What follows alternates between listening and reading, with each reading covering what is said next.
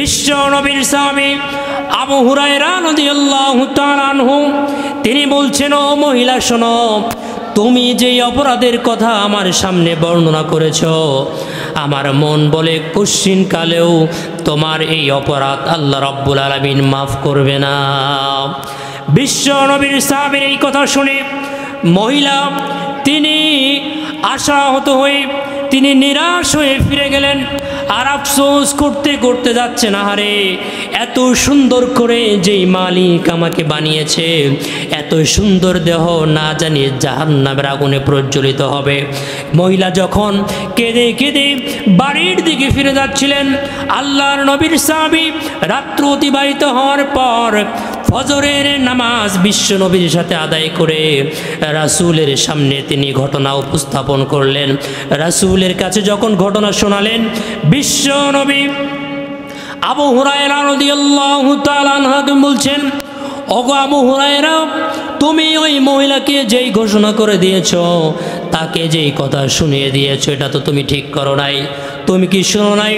আল্লাহ পাক রব্বুল আলামিন পবিত্র আল কোরআনুল কারিমে সকল বান্দাদের জন্য তিনি তওবার দরজা খোলা রাখার ঘোষণা দিয়েছেন। বলুন সুবহানাল্লাহ।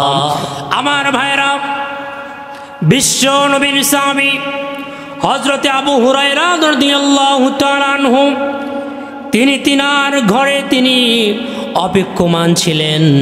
এমত অবস্থায় রাতের বেলা একজন মহিলা এসেছেন। মহিলা এসে আবু হুরায়রা রাদিয়াল্লাহু তাআলা আনহুর দরজায় তিনি নক করেছেন। আল্লাহর নবীর সাহাবী যখন দরজা খুলে দিলেন, খুলে দেওয়ার পর দেখতে পেলেন একজন মহিলা। জিজ্ঞাসা করলেন, ও মহিলা, রাতের বেলায় কেন তুমি আমার কাছে এসেছো? কি প্রয়োজনে এসেছো জানতে চাই। মহিলা বললেন, ওগো আল্লাহর নবীর সাহাবী, আমি তো অনেক বড় একটি অপরাধ করে ফেলেছি, গুনাহ করে ফেলেছি। আপনার কাছে জানতে এসেছি, আমার এই অপরাধকে আল্লাহ রাব্বুল আলামিন ক্ষমা করবেন কিনা। প্রিয় ভাইয়ের আমার, মহিলা এসেছেন রাসূলের সাহাবীর কাছে কেন? নিজের অপরাধের স্বীকারোক্তির মাধ্যমে সেই অপরাধ আল্লাহ তাআলা মাফ করবেন কিনা এটা জানার জন্য। যে অপরাধ সম্পর্কে একমাত্র আল্লাহ তাআলা ছাড়া আর কেউ জানতেন না, দুনিয়ার কেউ জানতো না তার অপরাধ সম্পর্কে। কিন্তু আল্লাহকে ভয় করে, জান্নাত জাহান্নামকে ভয় করে, আল্লাহ তাআলার শাস্তিকে ভয় করে তিনি দুনিয়াতেই তওবা করার জন্য, তিনি দুনিয়াতেই তার পাপ থেকে পরিত্রাণ পাওয়ার জন্য রাসূলের সাহাবীর কাছে এসেছেন। আমরা অনেকেই রয়েছি, অনেক ধরনের গুনাহ করেছি, দুনিয়ার কেউ যদি নাও জানে, তারপরও একজন জানে। তিনি কে? আল্লাহ তাআলা। তিনি অবশ্যই জানে। তার কাছ থেকে কোনো কিছু লুকানোর ক্ষমতা কোনো মানুষের নেই। পৃথিবী না জানুক আমি তো জানি, আমি কি পাপ করেছি হায়। আমার পাপের করলে বিচার, বাঁচার আমার নাই উপায়। দয়াময় প্রভু মাফ করো আমায়, মাফ করো আমায়। জোরে বলুন আমিন। আমার ভাইরা, আল্লাহর নবীর সাহাবীর কাছে সেই মহিলা বলছেন, ওগো আল্লাহর নবীর সাহাবী, আমি তো জিনা করেছি। জিনা করার পর আমার গর্ভে একটি সন্তান এসেছিল। আমি অজ্ঞতাবশত শয়তানের প্ররোচনায় পড়ে সেই সন্তানটিকেও আমি হত্যা করে ফেলেছি। ওগো আল্লাহর নবীর সাহাবী, আমি আপনার কাছে জানতে চাই, আমার এই অপরাধ আল্লাহ রাব্বুল আলামিন মাফ করবে কিনা। বিশ্ব নবীর সাহাবী আবু হুরায়রা রাদিয়াল্লাহু তাআলা আনহু তিনি বলছেন, ও মহিলা শোনো, তুমি যেই অপরাধের কথা আমার সামনে বর্ণনা করেছ, আমার মন বলে কুশ্চিন কালেও তোমার এই অপরাধ আল্লাহ রাব্বুল আলামিন মাফ করবে না। বিশ্ব নবীর সাহাবীর এই কথা শুনে মহিলা তিনি আশাহত হয়ে তিনি নিরাশ হয়ে ফিরে গেলেন। আর আফসোস করতে করতে যাচ্ছে না, হারে এত সুন্দর করে যেই মালিক আমাকে বানিয়েছে, এত সুন্দর দেহ না জানি জাহান্নামের আগুনে প্রজ্বলিত হবে। মহিলা যখন কেঁদে কেঁদে বাড়ির দিকে ফিরে যাচ্ছিলেন, আল্লাহর নবীর সাহাবী রাত্র অতিবাহিত হওয়ার পর ফজরের নামাজ বিশ্ব নবীর সাথে আদায় করে রাসূলের সামনে তিনি ঘটনা উপস্থাপন করলেন।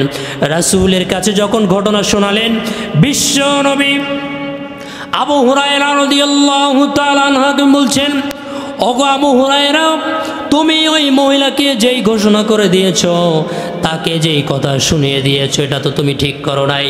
তুমি কি শোনো নাই?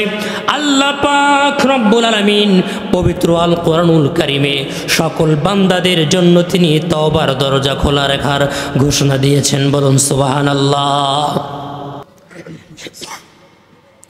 আমার ভাইরা, বিশ্ব নবী বললেন, তুমি মহিলাকে গিয়ে বলবে, মহিলা যদি তওবার মাধ্যমে সে যদি ভালো হয়ে যেতে পারে, আল্লাহর দিকে সে যদি ফিরে আসতে পারে, আল্লাহ পাক রব্বুল আলামিন তার জীবনের সমস্ত গুনাহসমূহ মাফ করে দেবেন। বলুন সুবহানাল্লাহ। আমার ভাইরা, বিশ্ব নবীর আরেকজন সাহাবী হযরত দাহিয়াতুল কালবি রাদিয়াল্লাহু তাআলা আনহু বিশ্ব নবীর দরবারে তিনি তাশরিফ এনেছেন। তাশরিফ আনার পর বলছেন, ইয়া রাসূলুল্লাহ, ইয়া হাবিবাল্লাহ, আমি তো জীবনে অনেক অপরাধ করেছি, অনেক গুনাহ করেছি, আমি তওবার মাধ্যমে ফিরে আসতে চাই, আমার কোনো উপায় আছে কিনা? বিশ্ব নবী বলছেন, ও সাহাবী, তুমি কি ইসলাম গ্রহণ করতে চাও? তিনি বললেন, হ্যাঁ, আমি ইসলাম ধর্ম গ্রহণ করতে চাই।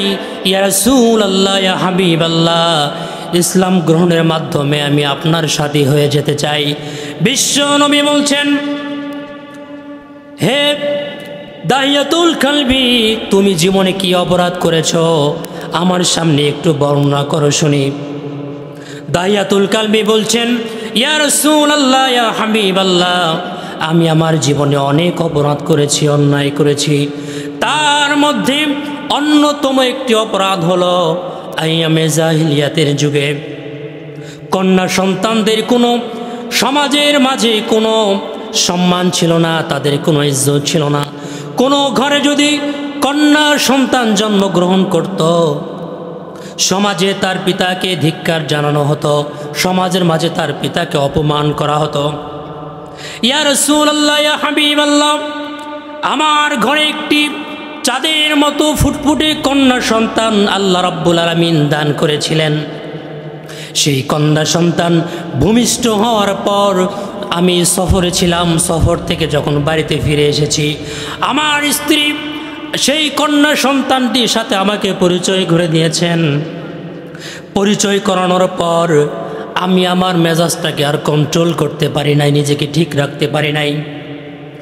আমি আমার স্ত্রীকে বললাম, ও আমার স্ত্রী, দীর্ঘদিন পরে আমি বাড়িতে ফিরে এসেছি, আমার সন্তানটাকে তুমি একটু সাজিয়ে দাও, বাইরে নিয়ে যেতে চাই ঘুরতে। এমতো অবস্থায় স্ত্রী না বুঝে যখন কন্যা সন্তানটিকে যখন সাজিয়ে দিয়েছেন, তার পিতা কন্যা সন্তানকে ঘুরতে নিয়ে যাওয়ার বাহানা করে বাইরে নিয়ে গিয়েছেন।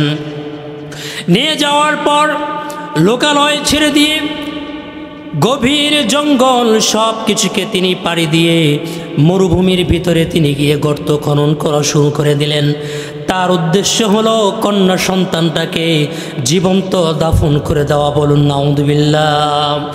আমার ভাইরা, যখন দাহিয়াতুল কালবি সেই গর্ত খনন করছিলেন, ধুলো ময়লাগুলো তার শরীরে এসে লাগছিল, তার চেহারাটা ধূসরিত হয়ে যাচ্ছিল। তার কলিজার টুকরা সন্তান এসে পরনের কাপড় দিয়ে চেহারাটা মুছে দিচ্ছিল আর বলছিল, বাবা আপনি কেন এত কষ্ট করছেন, কেন এত পরিশ্রম করছেন বাবা, আপনার শরীর থেকে তো ঘাম ঝরছে। আমার ঘামগুলো, আমার ময়লাগুলো সে পরিষ্কার করে দিচ্ছিল। আমার হৃদয়টা এতটাই পাষণ্ড হয়ে গিয়েছিল, আমার সন্তান এত কোমল আচরণও আমার ভিতরে কোনো মায়া দয়ার জন্ম হয় নাই। আমি গর্ত খনন করা বন্ধ না করে গর্ত খনন করার পর ইয়া রাসূলুল্লাহ ইয়া হাবিবাল্লাহ আমার চাঁদের মতো সেই কলিজার টুকরা কন্যা সন্তানটিকে ধাক্কা দিয়ে আমি সেই গর্তে ফেলে দিয়েছি। ইয়া রাসূলুল্লাহ আমার সন্তানটি যখন সেই গর্তের মাঝে পড়ে যায়, পড়ে যাওয়ার পর আমার দিকে মায়াবী দৃষ্টিতে তাকিয়ে তাকিয়ে বারবার সে আকুতি মিনতি করেছে, ও আমার পিতা, ও আমার আব্বা, আপনি আমাকে বাঁচতে দিন। আমি এই এলাকা ছেড়ে, আমি এই সমাজ ছেড়ে বহু দূর আমি চলে যাব। আপনি যে আমার পিতা এই পরিচয় আমি কোনো মানুষের সামনে মৃত্যুর পূর্ব মুহূর্ত পর্যন্ত দেব না। ইয়া রাসূলুল্লাহ কন্যা সন্তানটি বাঁচার জন্য বারবার আকুতি মিনতি করেছে। আমি তার কথা না শুনে জীবন্ত পাথর চাপা দিয়ে আমি তাকে শেষ করে দিয়েছি। আমার ভাইরা, বিশ্ব নবী ঘটনা শ্রবণ করার পর তিনি কাঁদতে কাঁদতে চোখের পানি বেয়ে বেয়ে তার দাড়ি ভিজে ভিজে গড়িয়ে গড়িয়ে পড়ছিল। তিনি বারবার বলছিলেন, মানুষ এতটা নিষ্ঠুর হতে পারে, এতটা পাষণ্ড হতে পারে আমার জানা ছিল না। আমার ভাইয়েরা, বিশ্ব নবী বলছেন, ও দাহিয়াতুল কালবি, তুমি এখন কি করতে চাও? দাহিয়াতুল কালবি বলছেন, ইয়া রাসূলুল্লাহ আমি ইসলাম ধর্ম গ্রহণ করতে চাই। বিশ্ব নবী বলছেন, তুমি যদি এখন ইসলাম ধর্ম গ্রহণ করে বাকি জীবনটা তুমি যদি নেক আমল করে কাটিয়ে দিতে পারো, আল্লাহ পাক রব্বুল আলামিন তোমার জীবনের সমস্ত অপরাধগুলো মাফ করে দেবেন। বলুন সুবহানাল্লাহ। আমার ভাইরা, সময় সংক্ষিপ্ততার কারণে আমার আলোচনা আমি দীর্ঘায়িত করতে পারবো না।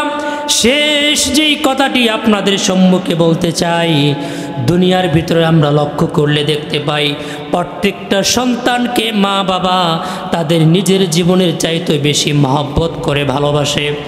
আমার ভাইয়েরা, দুনিয়ার ভিতরে কোনো কন্যা সন্তান কিংবা কোনো পুত্র সন্তান, কোনো সন্তান যদি মা বাবার মনে কষ্ট দিয়ে সে যদি বাড়ি থেকে চলে যেতে চায় কিংবা সন্তানকে মা বাবা যদি তাড়িয়ে দেয়, সন্তান কিছু দূর যাওয়ার পর সেই সন্তান যদি ফিরে আসে, মা বাবার কাছে এসে যদি ভুল স্বীকার করে চোখের পানি ছেড়ে দেয়, মা বাবা তাদের অন্তরে যতই কষ্ট পেয়ে থাকুক না কেন সমস্ত কষ্টকে ভুলে গিয়ে সন্তানকে বুকের সাথে জড়িয়ে ধরে আর বলে, সন্তান তুমি তো আমার সব কিছু, যা কিছু দুনিয়াতে করেছি সব তো তোমার জন্য, তুমি ছাড়া তো আমার আর কেউ নাই, তুমি তো আমার ভবিষ্যৎ, তুমি আমার জীবনের সব কিছু।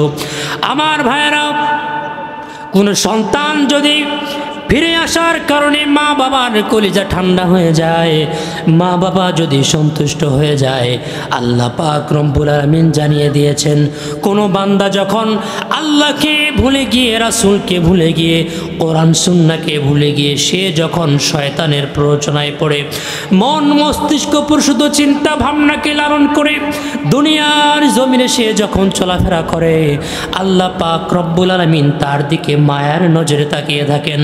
কোনো বান্দা যখন ভুল বুঝতে পেরে লজ্জিত হয়ে অনুতপ্ত হয়ে আন্তরিকতার সাথে তওবা করে সে যখন তার রবের দিকে ফিরে আসে, আল্লাহ পাক রব্বুল আলামিন মা বাবার চাইতেও আরো 1000 গুণ বেশি খুশি হয়ে যায়।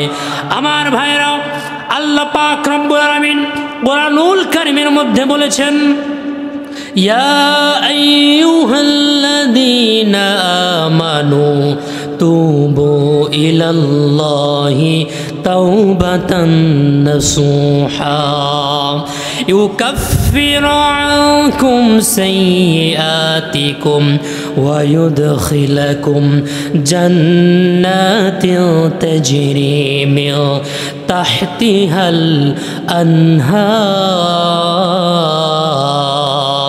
জোরে বলুন আল্লাহু আকবার।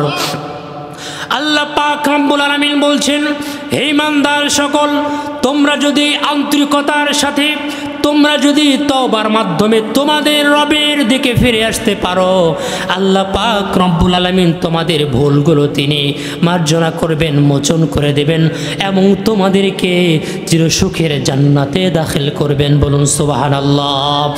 আমার ভাইরা, আল্লাহ পাক রব্বুল আলামিন এত বড় ঘোষণা দেওয়ার পরও কোনো বান্দা যদি তওবা না করে মৃত্যুবরণ করে, কোনো বান্দা যদি তওবা না করে জাহান্নামের আসামি হয়ে যায়, তার মতো হতভাগা আর কেউ হতে পারে না। ঠিক কিনা?